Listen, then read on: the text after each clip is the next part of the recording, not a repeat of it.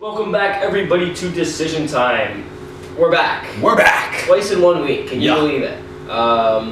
First time. First time, and this is likely to be a consistent thing. Consistent sketch. Yes, as we want to post more content, get into depth about the fighters and the storylines a little bit more. And so hopefully you saw a review of last week's fight. We posted on Monday about, UFC Mexico. Yeah. But today, talking about UFC 326. Mid! Let's get into it. No. We were discussing this earlier. I don't think it's mid. I think it is It's an okay pay-per-view. Like, it's not one of the best. I would say it's a bad pay-per-view, but it's an okay card. If this were just a fight night, it would be like, hey, this is pretty good. Yeah. But it's a pay-per-view, and I don't know who's paying for that view. Hello. Yeah, but would you say it's better or worse than the Poirier-Holloway BMF fight? It's better. The Poirier-Holloway, the one in Louisiana? Yeah, the culminating to that was Paulo Costa, Roman Kopylov. Well, yeah, I think any card that they build around the BMF title is automatically not a very good card because it's not a real title. Yeah. It's just it's for vibes. It's just like, hey, these guys are cool. Yeah.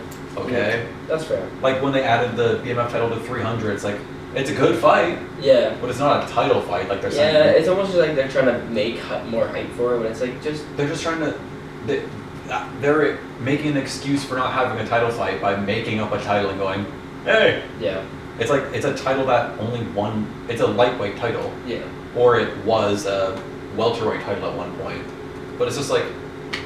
It's just not a real thing. So it's just like... If anything, it should be like the #1 contender belt, but even now it's not that anymore. It's the #1 contender belt, except there's an interim champion in that division. So it's like, you're the interim.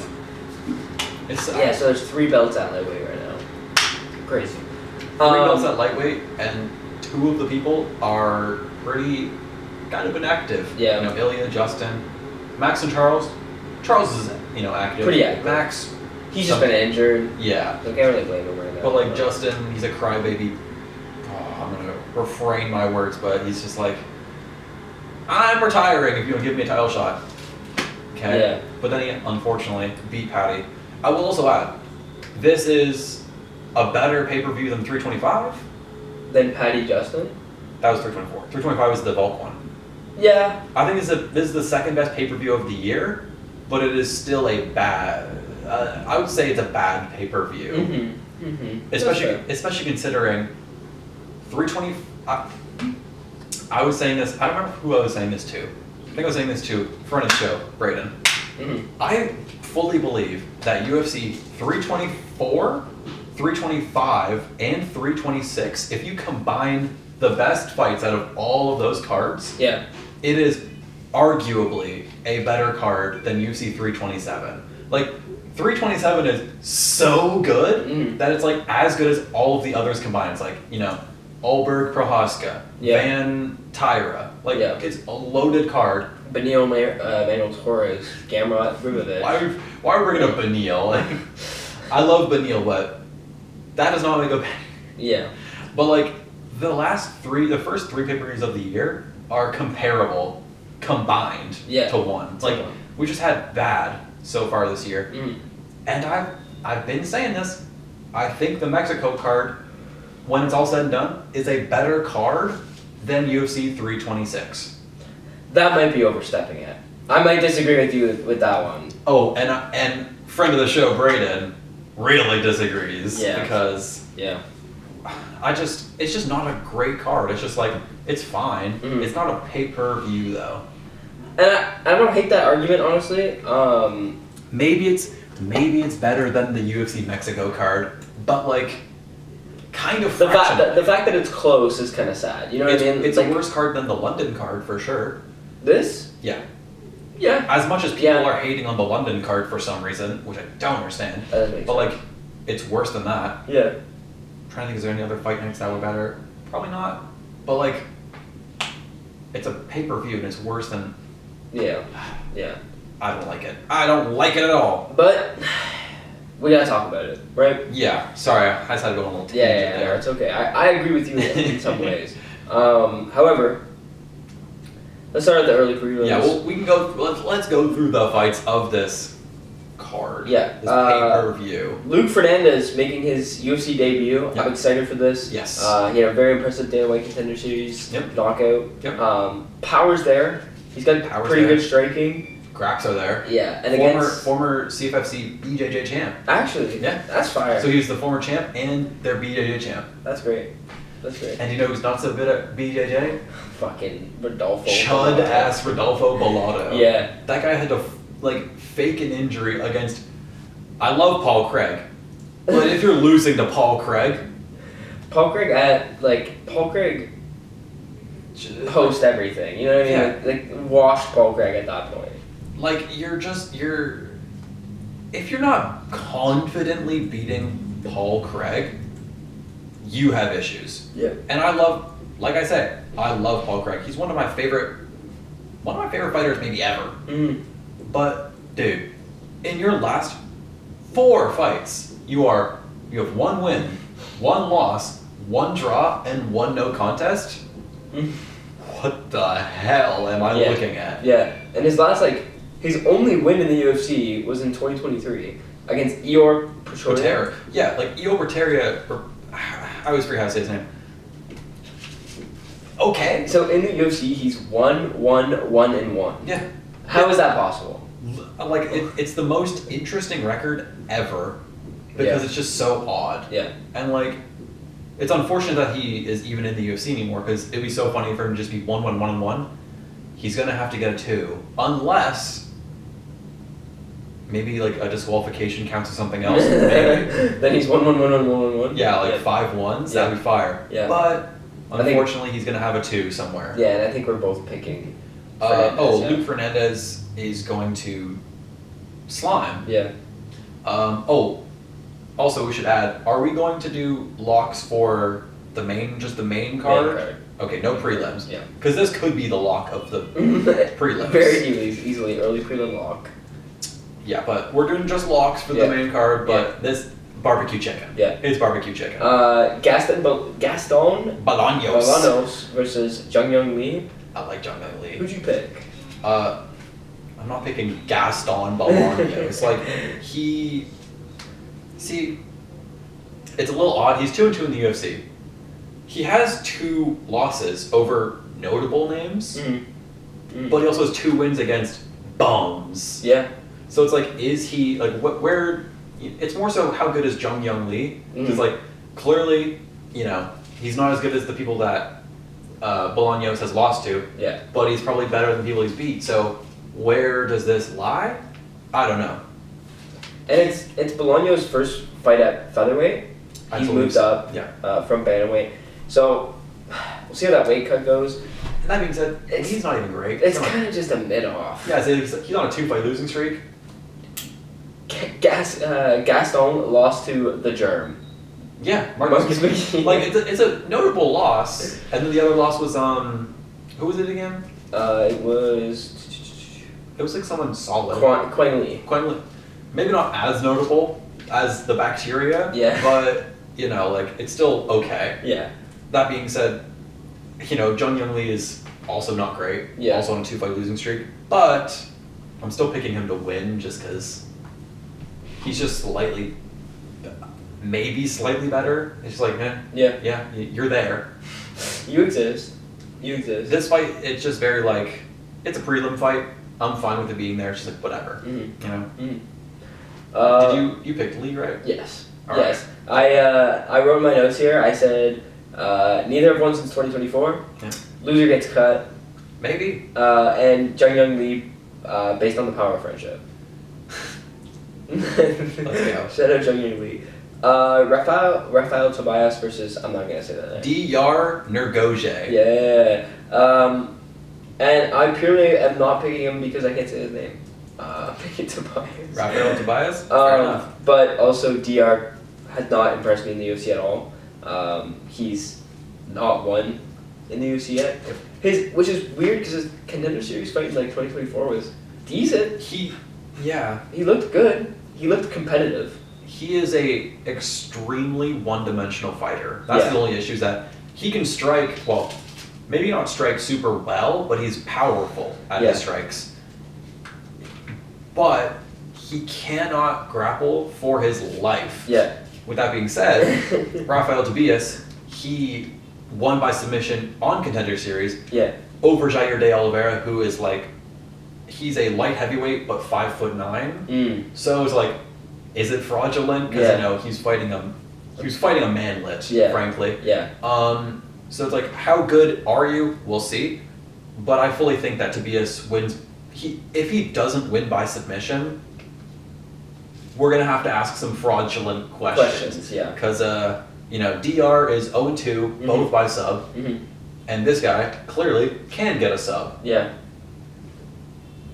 Put two together. It works. So like, if Diyar wins at all, that's already a problem. That's an issue for. But also, if you don't win by sub, that's also a problem. That's so basically, if it's Tobias winning by anything but sub, there's an issue. Yeah.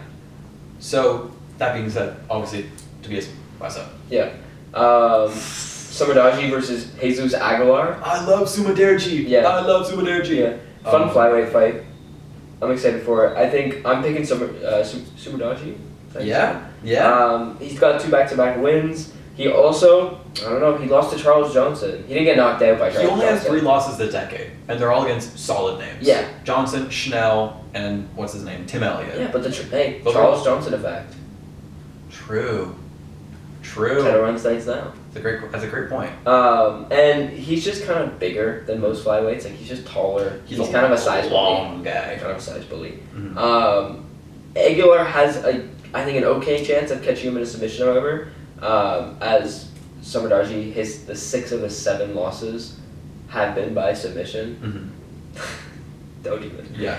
And Jesus Aguilar has that threat. But I think the striking's just going to be... Striking's there. He's just going to use the distance. And yeah. I was looking at their records.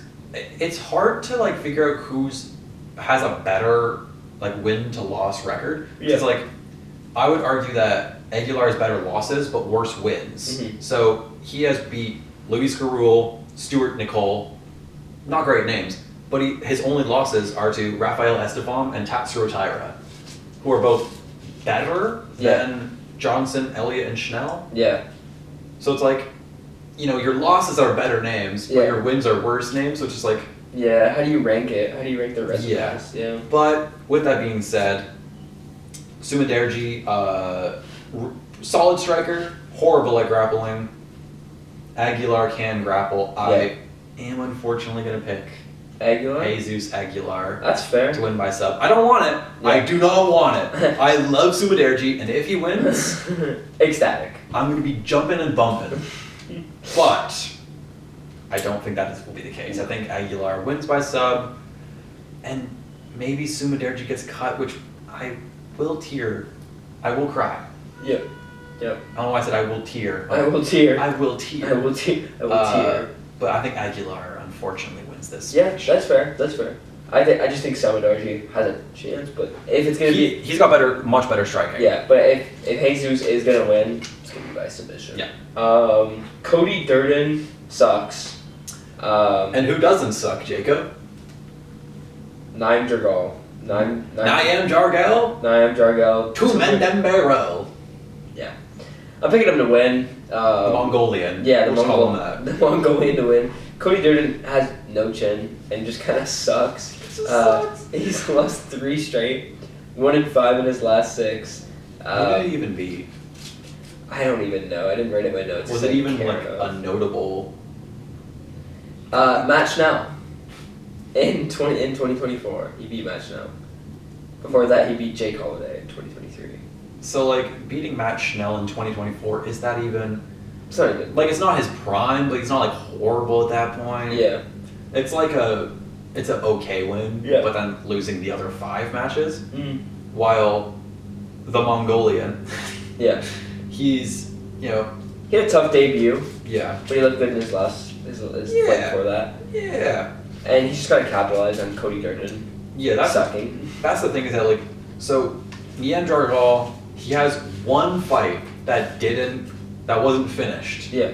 And that one fight, was his only loss, which was a split decision. Mm-hmm. So even his one fight that wasn't a finish, he almost won. Yeah.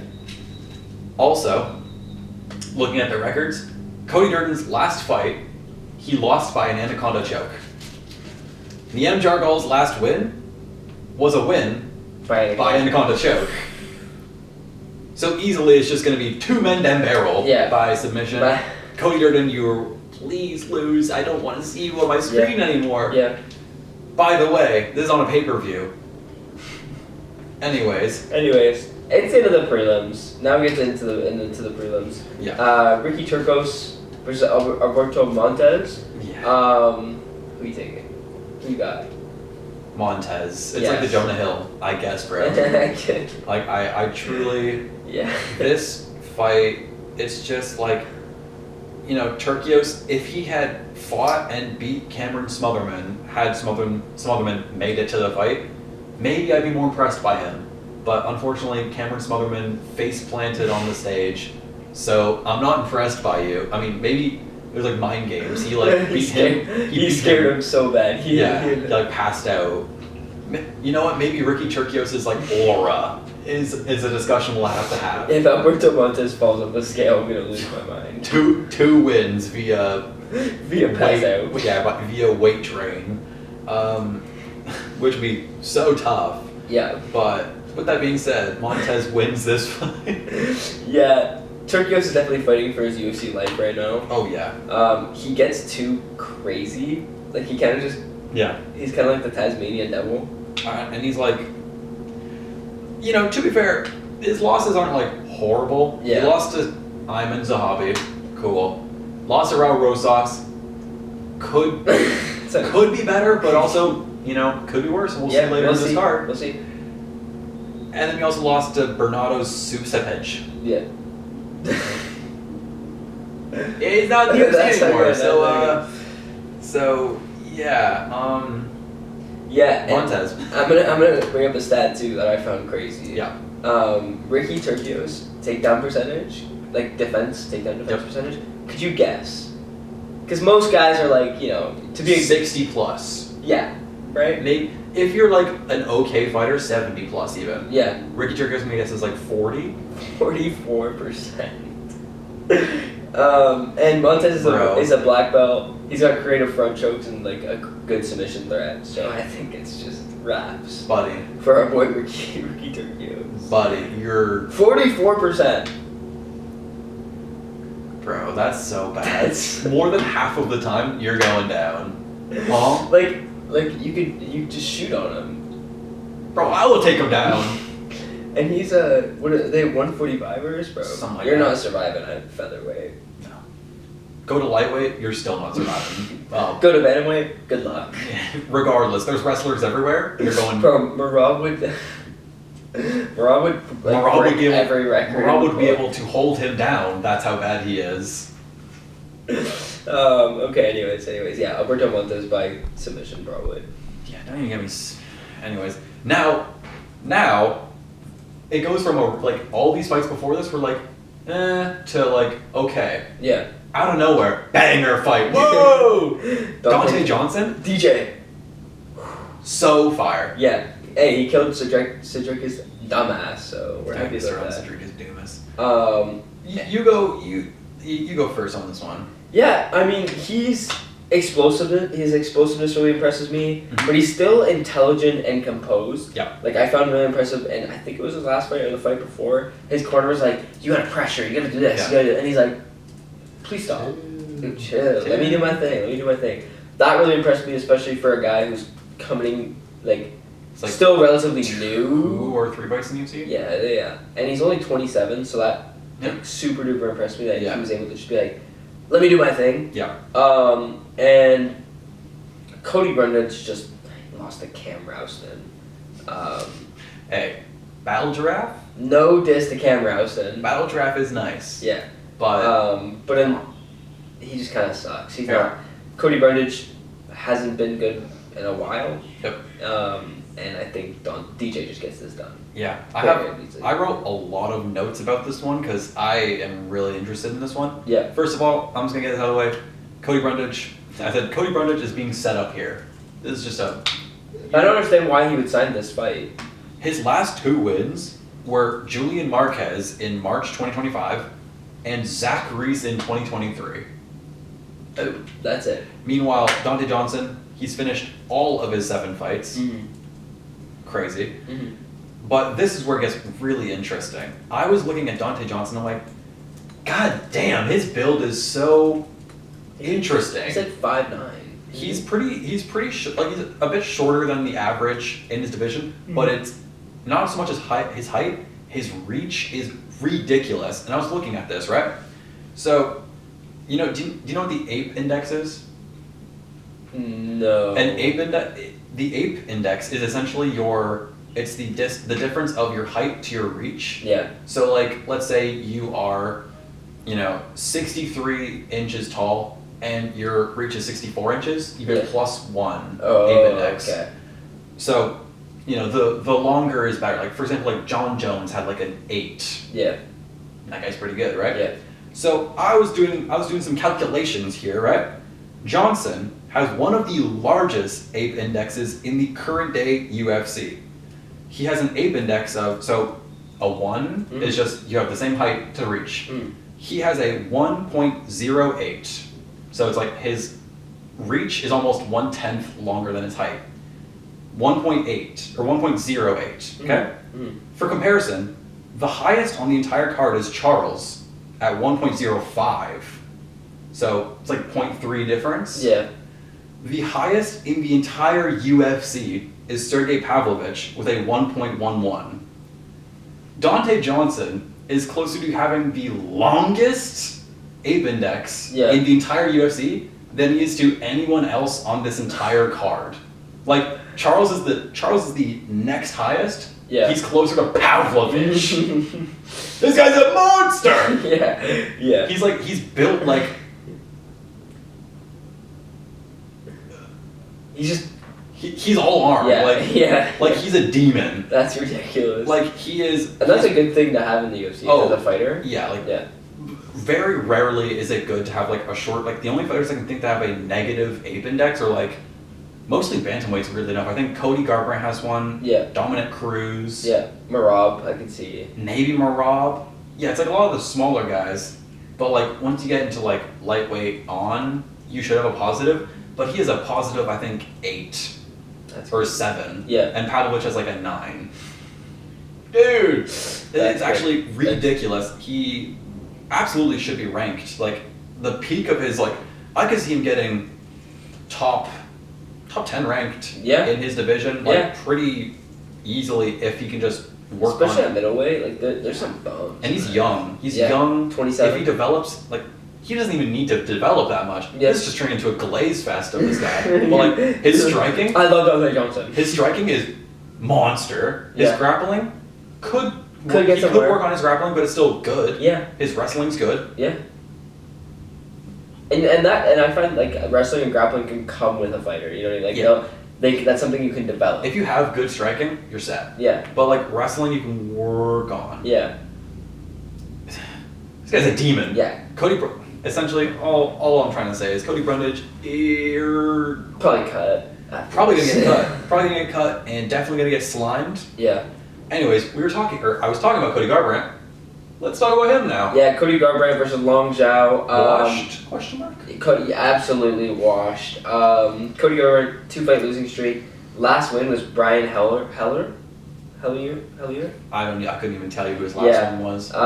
He's just old, just washed, truly. Like, he doesn't have that sauce anymore. He is washed, but is he washed to the point of losing to Long Zhao?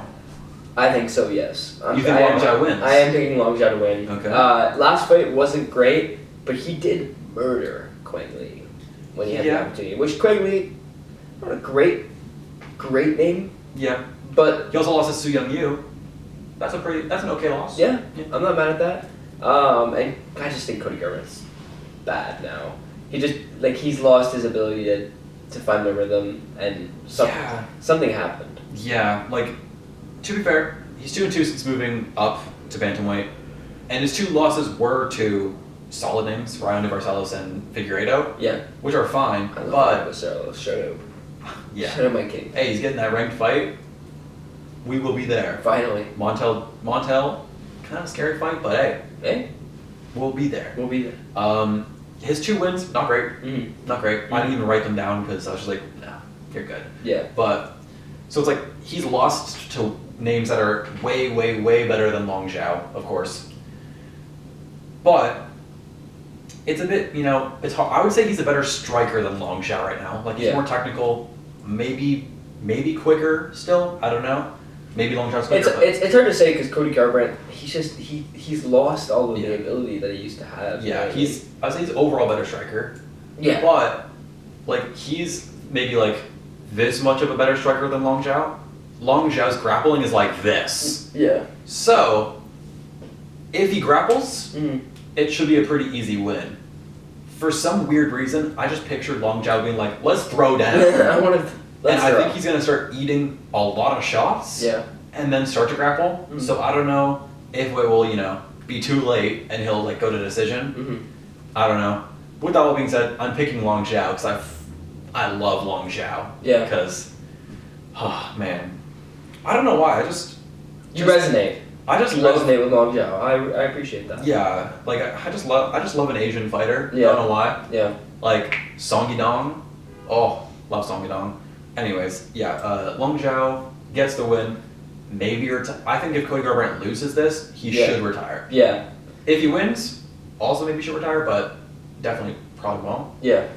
But yeah, if you lose this, wraps. Yeah. If he wins, maybe. Well, he's just old too. He's like 30, 35, 36. I think if he wins this by like a first round, maybe a second round knockout, he's gonna try to get to the White House card. Yeah. But if it's a if it's a long fight, or if it's a loss, he's done. Yeah. Yeah. But yeah, I think he wants to get to that White House card. Yeah. Because Cody Garbrandt, he can get on there. Yeah, he can slime on there. Yeah. Sneak his way. Sneak his way. Him and like King Green, they'll sneak their way in. But like Kevin Holland. Well, no, Kevin Holland wouldn't be on there because he's fighting soon. He's fighting Randy Brown and probably loses maybe to Randy Brown, but we'll talk about that on a later episode. But RoboCop. Main card, RoboCop. Gregory Rodrigues versus Bruno Ferreira. I went back and forth. This is hard for me because I love RoboCop. Yep. But Bruno Ferreira is kind of nice. He's got 3 wins in a row as of late. Impressive wins against like Vittori, McVeigh, and Petrosian. Yeah. He kind of thrives in chaos, which against a guy like Gregory Rodrigues does a little bit worry me. Yeah. Because Gregory Rodrigues is very technical, a little slow, and then he catches you. Yeah. Like his Cannonier fight, he was just getting blitzed and just getting pummeled. Yeah. But he's on an impressive run. 5-1. Yeah. Good, crazy, good power. Yeah. Long, very technical. Yeah. Big rematch too. Have they fought? They did fight. In. Was it before UFC? No, it was in UFC 2023. Oh. It was the Glover Teixeira versus Jamal Hill card. Oh wow. That Jeez. was a while ago. Who won that? I'm guessing it was Rodriguez then, yeah? No. Really? Bruno Ferreira beat him. Interesting. So I'm looking for Rodriguez to get a little bit of a redemption here. Mm-hmm. So who are you I'm picking Rodriguez. Okay. I think there's a good chance Bruno Ferreira does win this. I think the betting odds are like kind of a pick 'em at this point. Yeah, I don't know any of the betting odds. It's probably a pretty close one though. Yeah. But I do feel like Bruno Ferreira could get it done, but I am going to pick Gregory Rodriguez just based on I like him more. Yeah. But otherwise, I think the fight is very close. I would, once again, like you were saying, very close fight. Mm-hmm. Rodriguez, better striker. Ferreira, better grappler. Mm-hmm. He beat Pillow Hand Vittori, which is kind of impressive, but I wasn't too impressed because Vittori hasn't been good for a while. 3 years. Yeah. And he beat Vittori, that was a 323, right? The Morale card, I think? Yes. It was one of the cards in December. Yeah. It's like, I'm just picking Rodriguez. I'm much more impressed by him as of yet in his career. Yeah. I'm more impressed by him beating Kopylov than I am Ferreira beating Vittori. Mm-hmm. I just hate Roman Kopylov. So just because of that, I'm picking Gregory Rodrigues. Yeah, that's fair. No lock though. No lock. Absolutely no lock. No, and speaking of no locks, this one I have no idea who to pick. Honestly, this whole card is like kind of, I don't know who the lock is. This is a mid-ass main event fight. Main card? Main card fight, sorry. If this was a main event, I'd jump off a bridge. Yeah. Hey, like, Michael Johnson... It was the TBD. This was technically supposed to be the co-main.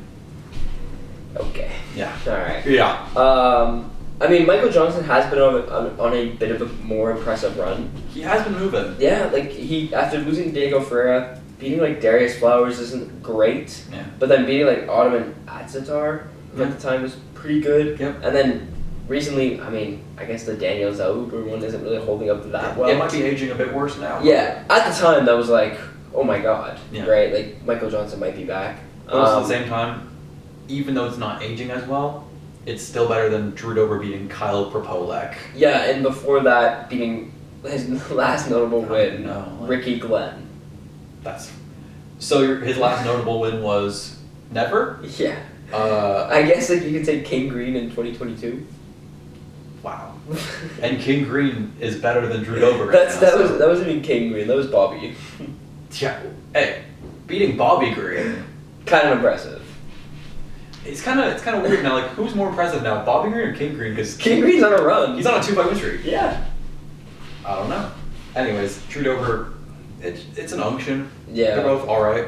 Yeah. I don't even know who to pick. Who do you think? I'm picking Michael Johnson, which is crazy because that means Michael Johnson will be on a 4-fight win streak. Sneaky get a ranked fight soon. Yeah. I'm also, I guess, picking Michael Johnson, but no. You switching? I'm thinking. You know what? He is a mythical fighter. Drew Dober versus non-white fighters is kind of a demon. I'm gonna pick Drew Dober to get a sneaky win out of nowhere. I'm probably gonna be wrong. Yeah. And I'll admit this now, but Drew Dober against non-white people, at least in like the early 2020s, was a demon. So I'm gonna pick Drew Dober just to switch up. Just to base on, that's fair. Rob Font versus Raul Rojas. Now, this one... Don't like the fight. Don't like it either. I think it's kind of disrespectful to Rob Font. I would agree. Because, yes, he lost to David Martinez. Yeah. And a kind of close decision, though. Like, it wasn't, like, crazy dominant. Like, David Martinez won that fight. But Rob Font held his own. But also, at the same time, had a very close win against Matsumoto, which arguably he lost. That's true. So it's like both fights are like... And then he had a dominant win against Kyler Phillips. And Rob Font only loses to some of the best, and I think this is a real test for Raul Rojas. This fight has been booked once before, and it got canceled. Yeah. Wasn't that Rojas had to pull out? Yeah, Rosas pulled out, and then Martinez came in. Yeah. Which, Rosas is...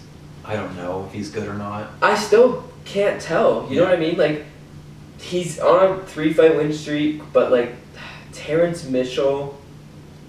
Not an okay name. Ricky Turcios. We've touched on that before. Yeah, and Vince Morales. He did beat Ricky Lang in a grappling match too. I will say, all were good performances. Like, since his one loss where he was just like gassed out instantly. Yeah. Since that match, he has improved. Yeah. And he's still what, like 20, 21-ish? Yeah, he's only 21. So it's like the youngest versus one of the oldest. Yeah, pretty much. This match is fully just like, it's just what you think is going to happen in the fight. If it stays standing, Rob Font pieces him up. If it goes to the ground, Raul Rosas dominates. Yeah. So is it standing or is it not? We'll see. And Rob Font has good, decent takedown defense. Yeah. I am going to pick Rob Font, I think. Yeah? Okay. Yeah. I'm personally picking Raul Rosas. Really? I think he's going to... I feel like he's just going to try and grind. Like, he's just going to, like... Take him down. Keep going nonstop. Kind of like Kamzat or something. Yeah. Where he's just, like... Just pushing nonstop. He's going to eat a lot of shots. That's for certain. He's going to eat a lot of shots trying to take him down. And that chin is very exposed. Sorry. Yeah. Yeah, it is. Yeah, I think that he's going to eat a lot of shots, but he's going to get Rob Font down. And like in the fight with Matsumoto, if you can get Rob Font down, it's pretty easy to keep him down. Yeah. Once he's down, he's not getting back up. Most of the time, he's not getting back up for a while. No. So I think Rosas, it'll be a decision, maybe even a split decision. Mm-hmm. But I think it will be Raul Rosas. Is that your lock? Do you have a like? I'm still debating. No, mine. it's not my lock. No. All right. Kyle. My lock is this one. Okay. Kyle Braulio versus Rainier New Ritter, the Rudolph. My lock is Braulio. Out of everybody on this card, like, you should absolutely beat De Ritter pretty dominantly. Yeah. Have you seen the pictures today that got posted where it's like RDR looks jacked. Like I love those pictures 'cause it's like, is that gonna make a difference in his skill? It's like, yeah, most UFC fighters look jacked outside of Tai Tuivasa. Like, good job. Yeah, it's like the comparison picture though, like his last fight versus Brendan Allen. It's like, sure, he might be a little bit more like lean, but is that gonna help him when he gives up halfway through the fight? No. I'm locking Kyle Braulio because I like Kyle Braulio, and if you lose to Rainier De Ritter, I'm gonna get ya. Mm-hmm. I'm gonna get ya. Mm-hmm. Because no way. So that's my lock. Yeah. It's kind of boring, and I think it will be kind of a boring fight. It's gonna go to decision, probably. Yeah, no finishes here. But I'm just gonna pick Braulio by decision. Yeah. I don't know. Rainier De Ritter has looked good in his previous matchups other than Brendan Allen. I was gonna say, emphasis, yeah. Yeah, like against Rob and Bo. Bo, great wins. Despite that though, I'm picking the fighting nerd. I'm picking Kyle Braulio because like. Is that your lock? That's not my lock. Okay, I know what's gonna happen. I know what's happening here then, but continue. I don't know what you mean. Kyle Braulio though, I think he's gonna grind this one out. I think he's slightly the better grappler, but it's hard to say. Yeah. I think if anything, he can be very similar to Brendan Allen, and if he gets Rainier to Ritter uncomfortable and can switch the position and get on top and just grind this one out, I think it's a very easy decision for Kyle. Very winnable. Yeah. Anyways, now it's time. All right. I'm ready. Get into Charles. Hey, I'll go first. Cause I know where you're going, so I'll go first. Right. Max Holloway versus Oliveira.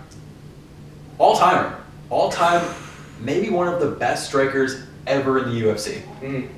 Versus all time, maybe one of, if not the best grappler in UFC history. So, great boxer, pretty good takedown defense, versus great grappler, for the most part, pretty good striking.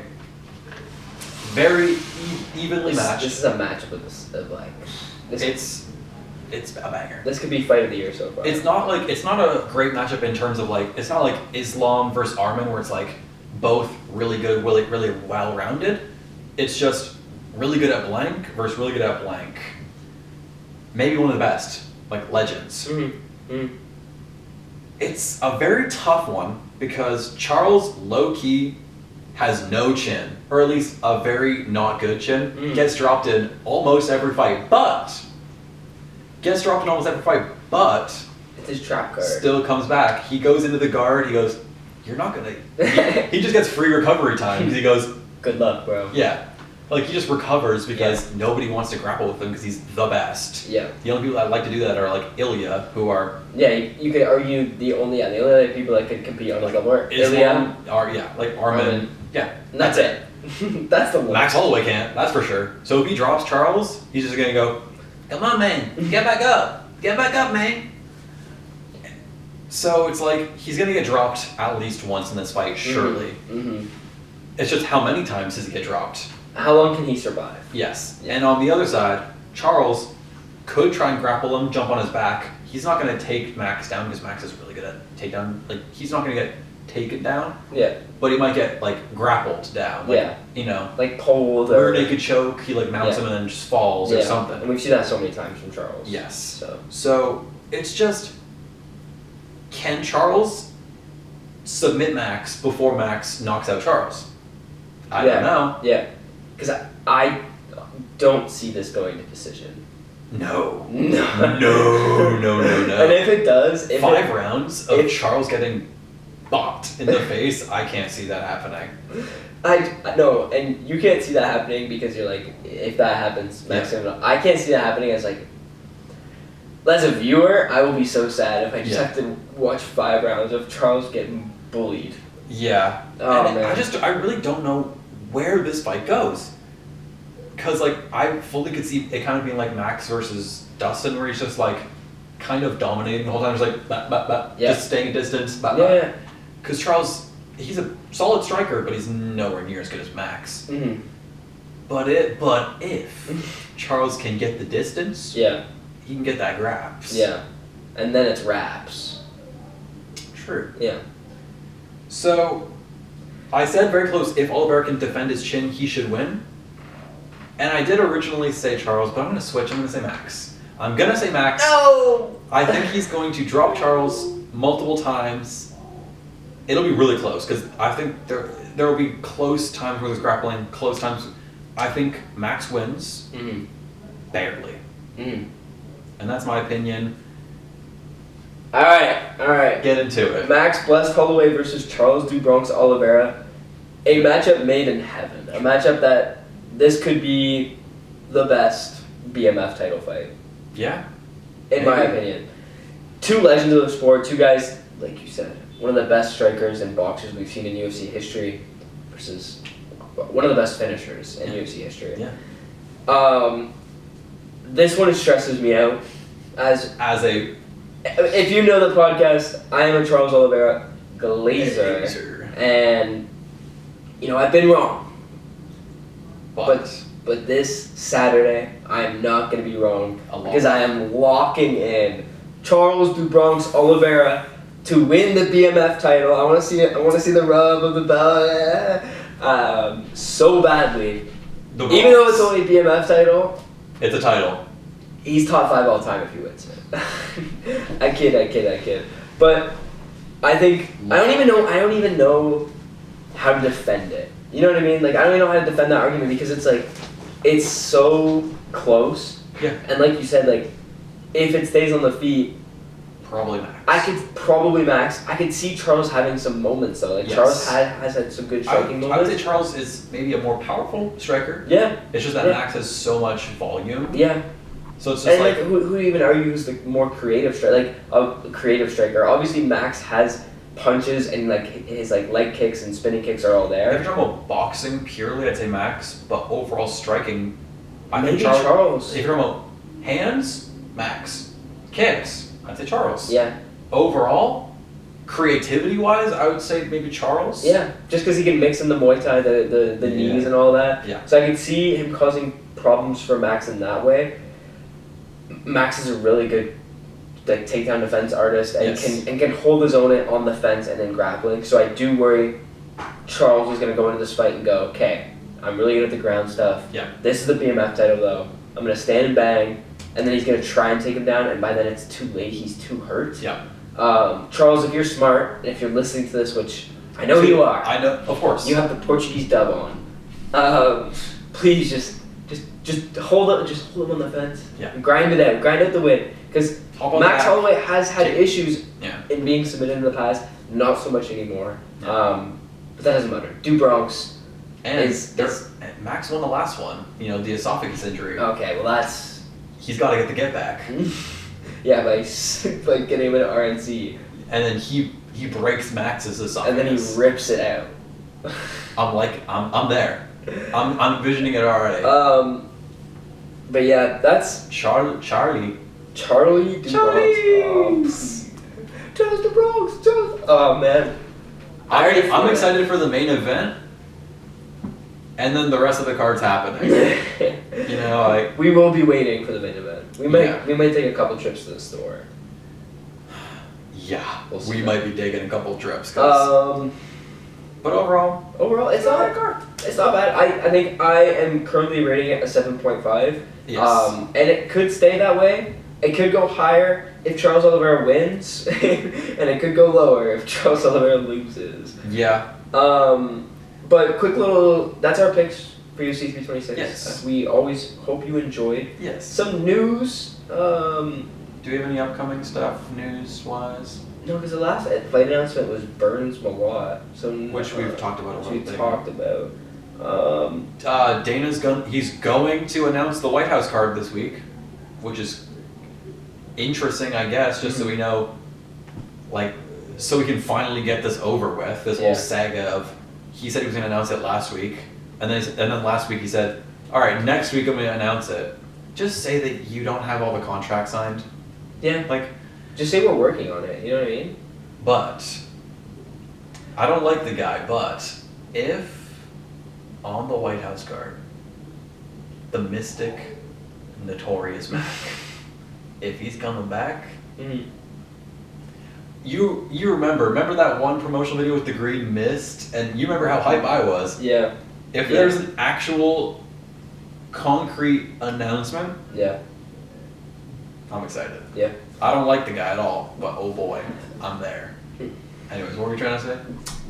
There was some fights that got announced. Were there? Okay. We might have talked about it. I feel like we didn't last episode, but like, Yuri Alberg got announced, I feel like. For 327? I think we probably didn't, because we probably just talked about the past stuff. So. Yeah, but UFC 327 gets announced. That was loaded. Great card. Loaded.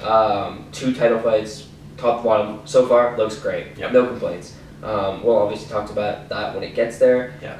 But it raises a lot of questions of, is Alex Pereira basically in a fight on the White House card against... He's fighting for the heavyweight title against someone. Well, he's fighting at heavyweight against someone, because unfortunately it might be Johnny Beach. Johnny Beach or Xiao, which either way... It's one of the two.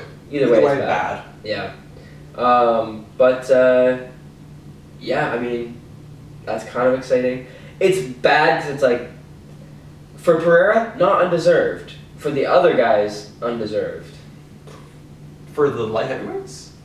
For the heavyweights. No, I'm saying like, for Pereira to like move up and fight for the heavyweight title. You say it's deserved? I would argue so, yes. It's kind of tricky too, because it's like, he technically has 0 title defenses. Yeah. But it was like a 1-fight buffer with Magomed. Yeah. But like before that, his last reign was what, like 3 or 4 fights. Something like that. Like he won it off Yuri, then he beat Jamal, then he beat Khalil, then he beat Yuri again. Like, so he had 3 title defenses in a short span. Yeah. Lost to Magomed on like an unfortunate loss. Then slimed him out. So like, I think it's deserved. It's deserved if you're talking about his entire time at light heavyweight. Yeah. But it's like technically he's got no defenses, so it's a bit tough. Yeah. But I don't hate it. I mean, I love Pereira. So. It's like Khamzat's it's like Khamzat's different. Yeah, it's Khamzat where it's like 0 title defenses, but obviously Alex has done more. Yeah, through his career. And then JD and Protez got announced.